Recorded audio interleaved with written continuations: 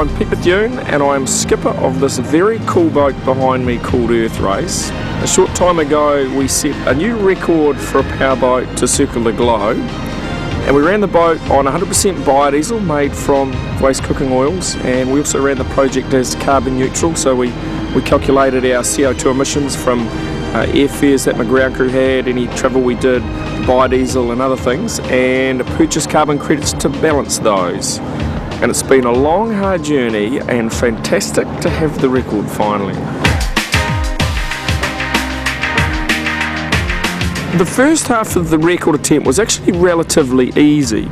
We had a small problem on the engines on the first leg, but it didn't really cost us any time. On the second leg we had a fuel tank rupture and had biodiesel sort of starting to roll all through the sleeping quarters, but managed to sort that out. Puerto Rico, the fuel wasn't ready for us, lost a little bit of time there.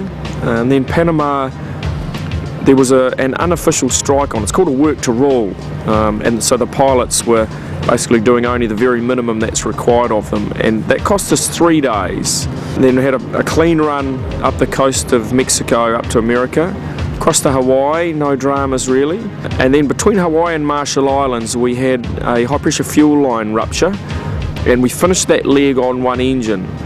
And then the next leg to Palau was pretty seamless, but on leaving Palau we had a bit of crap in the water and it caused a huge amount of damage. And when it first happened I actually thought the record attempt was over.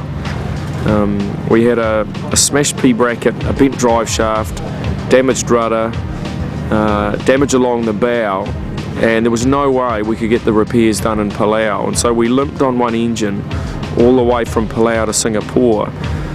And when we got to Singapore, nothing was ready. We had no drive shaft sorted, no boatyard to take us, but quite miraculously, over the following 3.5 days, everything fell into place for us. And it was a boatyard who had looked at what we had to do, and they said we needed 3 weeks to get it done, and we finished it in 3.5 days. And it was a small miracle that happened in Singapore.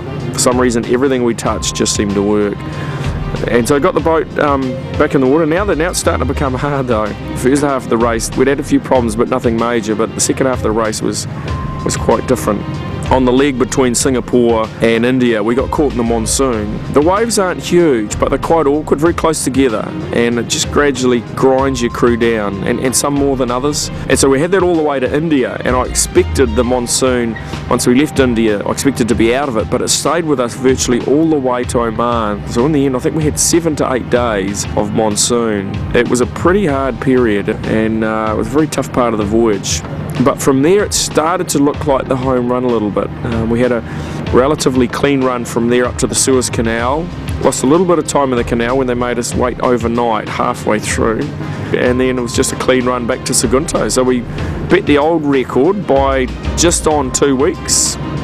And it feels like a monkey is off my back now, having finally done the record.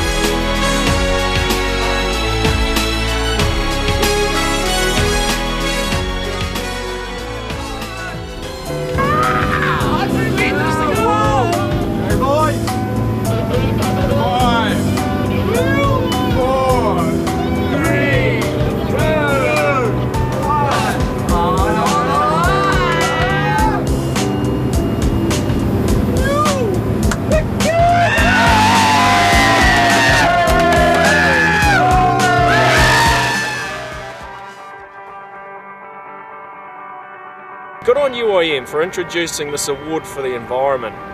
One of the things as boaties, we get to see and enjoy the best environments that this globe has to offer, and yet a lot of boaties care nothing about it and do nothing to help preserve it. And so hopefully this award will make a few more boaties sit up and think about the anti-foul they have on their boat, the engines they run, the fuel they use, the recycling they do, all of these things that have an impact on the environment.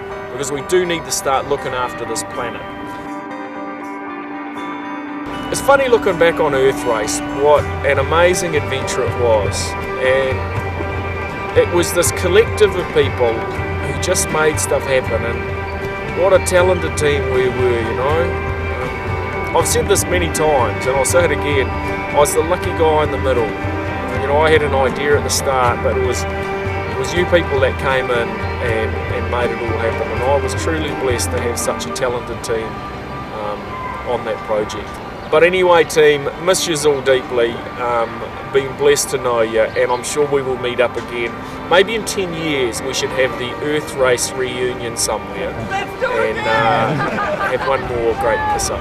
So, kia kaha, kia toa, be strong and be a warrior.